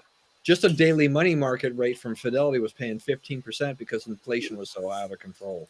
well, I'll tell you, Um, Citibank is now they've got a no penalty 6 month CD at 5% or 5.5% or something like that, which I think is good. I don't know. You know, As far as I'm concerned, I mean, anyone with have a brain can get 12% on the stock market without even trying. And this is across the board. This is not yeah. like with market fluctuating as they are. It's of course things will get up and go down, but it's really not hard to invest in the stock market and get a reasonable return. No, but you Um, still need to have like an emergency fund, so you do need to have a Of course. CD. That's what I'm saying. I If you mean, want to earn money, just get a stock yeah, that follows the index. I mean, if anything else, you don't even think about it. Just get yeah. a triple S&P, yes, Q all account or something, yeah. or I get mean, a Spider I as like ones to follow. I pick individual stocks. I also got some Well, money yeah. If you have markets. time, it's great to do individuals. I mean, Yeah, I've got stock at AMD because they were so low a while ago that I got like within a month, I got a 24% return in a yeah. month. I'm Hmm. still in it. I didn't cash out, but I'm like, I wish I had like $10,000 I could have invested in that, and then I would have gotten you know a good 25. I really wish I sold some of my Tesla stock when it was over $1,000 a share. I was waiting for it to get to 2,000 and then I'd share it. So like I had like It's I had already been super waiting. inflated. I mean, if you look at the market value of Tesla, Yeah. it's higher than all of the other I mean, automakers I bought the combined. Tesla It is shares when they were like overvalued. really. See, I bought Tesla when it was really cheap to buy Tesla, and I Well, sure. I'm had just saying, but Tesla is yeah, overvalued. That there's it issues with is. Tesla Yeah. stock, and it's starting to rebalance a little bit. But part of that is because Elon Musk has been selling his stock, and Hmm. others who've been using him as an example, saying, well, as long as he's got a stock in there, it's got to be good. But now he's Hmm. both in the Twitter buy and his own personal buyout. I mean, he's cashed out Yeah. was it 50 million? Sorry, not even Hmm. $50 billion, and he's cashed out personally. Hmm. So it's yeah, people are starting to see that it's they're starting to take the money out of Tesla. And my final thought was next Thursday, Pizza and Politics only. Mama Lucia's Larry O'Connor is our speaker. Be a lot of fun. Larry's always very entertaining. And great guy. No matter what Dan Bongino says. But Larry's awesome, and I will be forever a Larry fan, frankly, and not a Bongino fan. But Larry's awesome, Bondino, and well, that's a different discussion. yeah, we don't want to go down that road. We do not want to go down that Right. road. But yeah. So come on out next week. It's at the Mama Lucia's in Only, not Falls Grove. Jeff, hope you can come on out. Maybe do some pictures. It's in Are we Only, gonna do a so live it's not. broadcast there or not? We should. We should. Maybe we should. I've been wanting an excuse to get some. Well, I should say Let's excuse to do get some that. equipment. We could probably do a live broadcast with the stuff that I have. So Let's do that. Yeah, let's do it live. We'll broadcast it live. It'll be a nice little surprise. Yes, we'll do it on the direct line channel. Yeah, I like that. okay. Cool. And that's it for final thoughts. Oh, also, Costco's has a really good deal right now on muffins Soybeans. and no, not jelly beans. I bought I actually bought these just for the prop for today's show. Just for I'm sure that's today. the only reason you bought those, just for the Yeah, prop.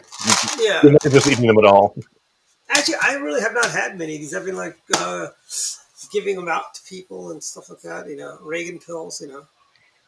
Give out to liberals. before and Maybe they'll make them. diplomats. Yeah. So. But yeah, so and well, actually, Costco has a really good deal on their bagel pizzas right now. They got a good deal there. They got a really good deal on coffee, Mayorga coffee. It's really good deals there, and yeah, I think we should also start. We should always do that. I think every week do a little segment on the deals of the week, so to speak, to help our So what viewers. do you consider a good price on coffee? Because at Sam's Club I can get 100 K cups for like 25, maybe $30. I'm buying the beans. I'm actually buying the 2-3 pound bag of beans. It's like a 5 pound bag, I believe. It was like you get two of those, and I think it was like almost like two of those for like I think it was 10 pounds. I think total could be a little less. I gotta go check.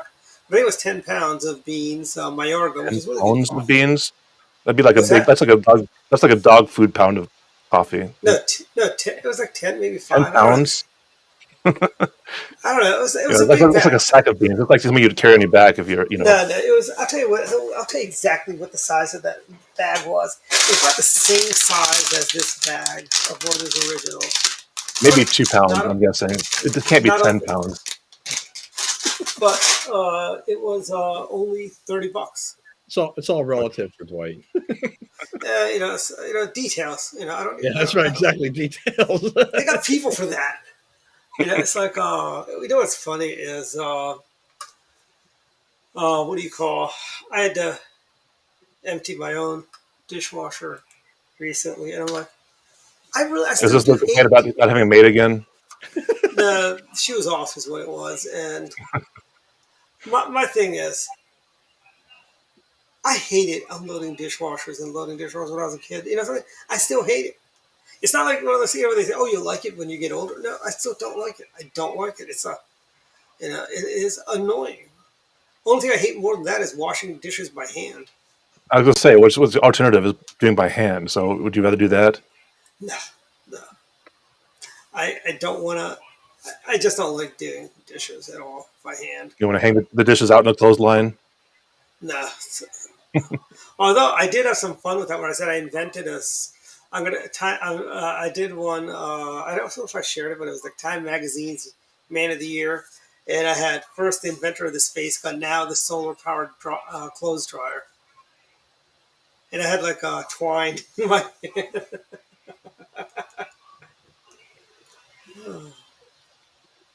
But Yeah, that's I don't it. know. I don't like washing dishes by hand. So I don't either. I don't either.